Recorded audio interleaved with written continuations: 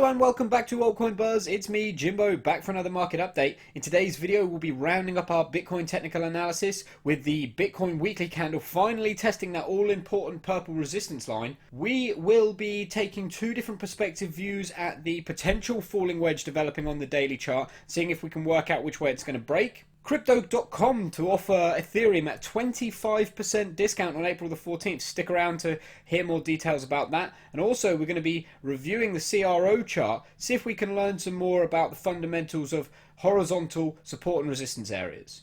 To round up today's technical analysis, we'll be diving back into the Dow Jones Index to see if we can find any more correlations between this current market drop and the drop which led to the 1930s Great Depression. If you do like the content we make here on Altcoin Buzz, please do slap a thumbs up on the video. It helps us get the content to as many people as possible. And if you want a chance to win this lovely looking CryptoTag Zoo starter kit, all you need to do is be subscribed to the channel if you're not already and leave a comment down below and we'll announce a winner on Saturday. Our weekly candle has finally gone on to test that purple long-term resistance line that we've got formed here on the weekly chart. Yet to see a break of it just yet. The rejection has seen us drop back below that 7,300 resistance line, the white line there. Current time of recording, we're trading at 7,278, so only just below. It'll be really interesting now to see if we can get any carry through from this move. Important to note, as I stated on Monday's video, we are still seeing this reduction in volume. Of course, we've still got 4.5 days left of this weekly candle, so plenty of time to add some more volume on. But as it is at the moment, we're still seeing it reduce. Interesting to see us below this white resistance and the purple resistance still. A close below here, and then I think we do see this thing dump off. And again, as I've said previously, the thing that I'm really looking for to make this chart extremely bullish is to see that purple line break and us get the weekly close above that line. But we've certainly got quite a lot of work to do just before that. A zoomed in view on the daily version of the same chart analysis gives us a better view of the battle Bitcoin's currently facing. As you can see, we've still got our white and purple lines that we've been focusing on there on the weekly chart. What we've also introduced here is the exponential moving average ribbon for the 1 day, or at least the outer borders of that. That's the 50 exponential moving average here in red and the 20 exponential moving average here in green. And as you can see, we've got the band growing closer and closer.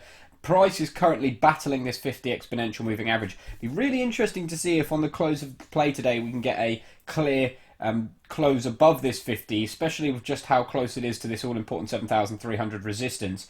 Close below the 50 exponential moving average, and I've got a feeling we've seen a local top formed. You can see here a very similar thing played out where we broke just above the 20 and we battled it for a couple of days, and then we actually broke below, and that was a decisive break. And we're doing a very similar thing here with the 50. However, because we're seeing this upwards buying pressure, it looks like it may want to decisively break to the upside, but we're going to have to wait for confirmation. There's a big battle being played out here.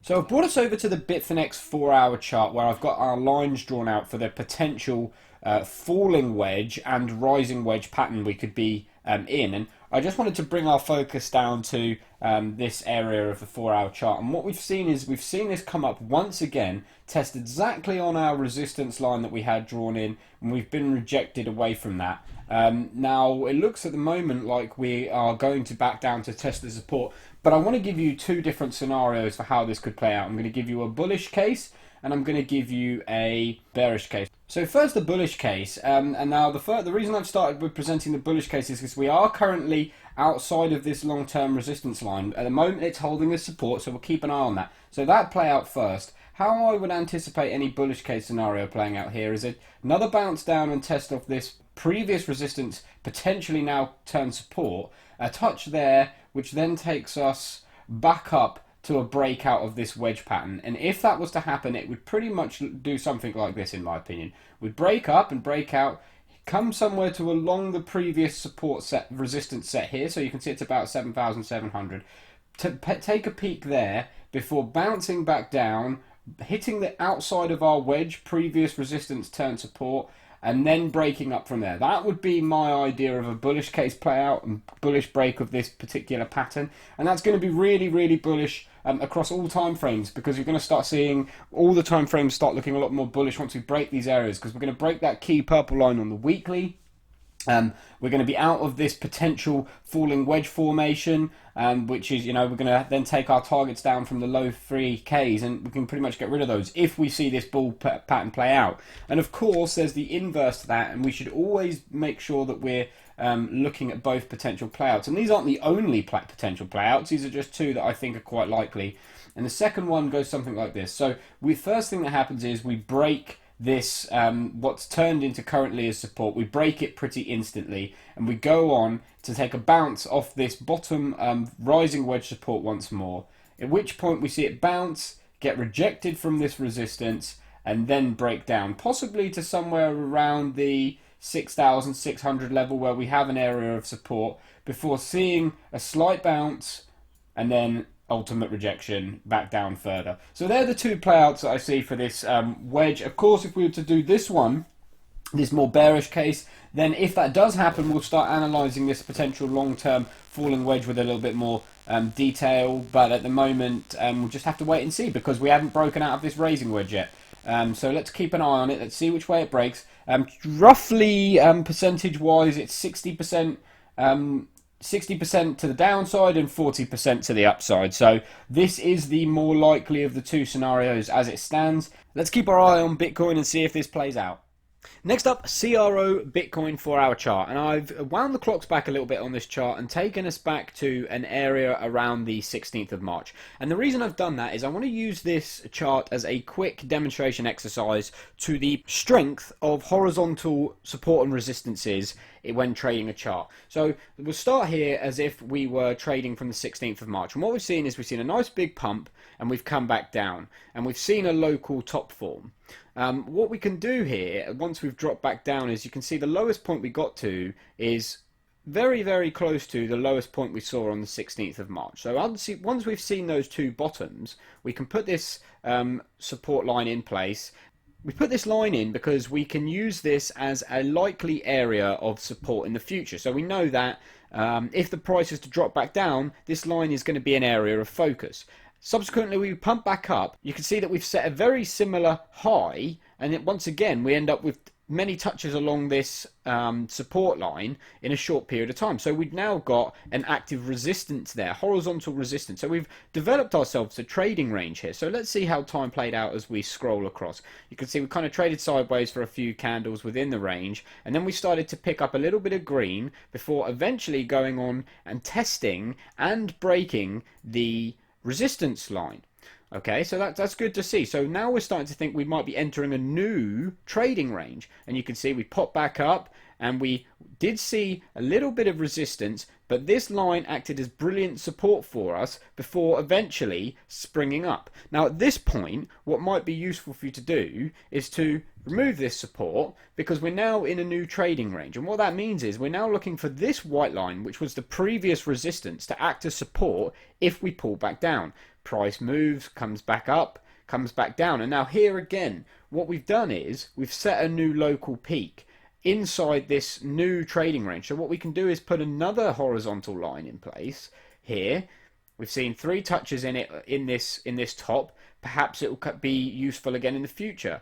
We come back down, we get support above the white line but still in the rough area, then break back up and find ourselves battling the line that we've just drawn from our local top. You can see once we came up, that's when it started to get volatile, and it subsequently broke up and once again into a new trading range. So now what we can do, remove this white line or hide it, whatever you want to do. You don't have to remove these lines, you can use them for later analysis, and I quite often do leave mine in place, but I'm just removing them now for the purpose of this video, to explain why and how I use them. So we've come up, once again, we set a local top here, we have 3 candles there in that region, we put ourselves a new resistance line in place. I can tidy that up a little bit. We can put ourselves a new resistance line in place, we come down, we break up and battle above. We've come up above this line, but not managed to really break up, and we've come back down through it quite quickly, you can see there. So if you break through a resistance line, it very often increases the volatility in the market when it does start to move up. As you can see, you have these 2 big green candles here, and that doesn't change for the downside either. You can see that we often break horizontal supports with quite a lot of volume and price volatility in relation to the candles that precede it. And you can see what they broke down, and we've come back into this trading range and spent quite a few candles. This is space of from the 2nd of April to the 4th of April. We spent a lot of candles in this zone, on this support line, before subsequently bouncing back up. And we remain within this trading range. So now we've got ourselves a structure, we've got ourselves a range. We can even perhaps apply this second horizontal peak, the highest point that we have, because although this line looks the most significant at this point, because we haven't really established ourselves in this new trading range up here, we can see that it does have the capability in a move to reach this high, and actually fundamentally that's going to be the one that's the key to breaking us into the next trading range. But price action's looking relatively healthy for CRO at the moment, and if you were trading this on the horizontals, you'd be thinking, okay, it looks interesting. We certainly look like we're likely to go and test the 746 resistance line here, and a clear break of that is likely to take us up to 768. So this is just an example. I wanted to demonstrate to you how we can use horizontal support and resistance lines in our day-to-day chart analysis, and I hope that you gained something from that. Let me know in the comments if you did. Keeping it CRO, check out this tweet from Crypto.com where they're going to be offering people the opportunity to buy Ethereum at a 25% discount if they're staking CRO. So bear that in mind. Also, whilst you're doing your technical analysis, there's a chance there's going to be a higher lockup of tokens if people are looking to stake their CRO on to take advantage of this offer. If you want to learn more about this offer, just head over to their Twitter and you can follow the instructions there on how to participate in that. If you haven't done already, make sure to jump over to Twitter and subscribe to altcoinbuzz.io. To conclude the technical analysis today, I just want to add one more thing on from Monday's video about the Dow Jones, and we were looking at that correlation in the pattern between the 2020 drop that we're in right now and the 1929 drop which led to the Great Depression. And I just wanted to add one more quick thing to that, and it's just a very brief wave count without going into significant detail. What I want to highlight to you here is that we've got this 1, 2, 3, 4, 5 impulse wave, and I think we're seeing an ABC correction, which I anticipate is going to drop to the downside, but certainly that's the way it looks to me like it's going to break. But you know, as I always say on the channel, I'm not a financial advisor, nor am I giving you financial advice. I'm just a dude on YouTube calling the charts as I see them. But I think it's going to drop to the downside. I'm going to show you on the 1929 chart something that looks quite similar. So here we are back in 1929. We can't use candles, sadly. We just have to put up with bars for this pattern. But look what we have here. We've got our 1, 2, 3, 4, 5 immediate impulse wave drop, and that corresponds with the 23-day pattern that I was saying to you before. Both of these drops were 23 trading days, 1, 2, 3, 4, 5, and as you can see in 1929 we had this A, B, C correction wave pattern form that took us, just to signify how, I know this looks a little bit less steep, but I think that's to do with the price action here. The drop itself isn't as significant. This in 1929 was 17.6%. I think it was closer to 38% here. There you go. So much bigger drop on this initial wave in 2020. But what I want to make significant here is, look, our correction C went all the way up to meet our the drop on 1. So even though this is a less significant initial drop, we did have a very significant bounce, like we've had in this occasion. We're seeing people say that it's bouncing so strong it has to be bottomed and recovering. But look here in 1929, they probably would have said something very similar, having seen a 17.6% drop. When they then subsequently recovered 12.4%, they were probably thinking that they'd seen the bottom in, but we were rejected below this one wave and subsequently saw an additional impulse 5 waves that took us down 45.9%. So once we were rejected from this C top, we then saw another impulse 5 waves which led to a 45% further correction. And when we go back to this chart now, look, our 1 wave is here. We've got this horizontal line. I'm just going to make this perhaps a different color to make it a bit more clear. So we've got this red line here that corresponds with the bottom of the 1 wave, and we haven't surpassed that just yet. So that's going to be really key to keep an eye on the bottom of this initial drop.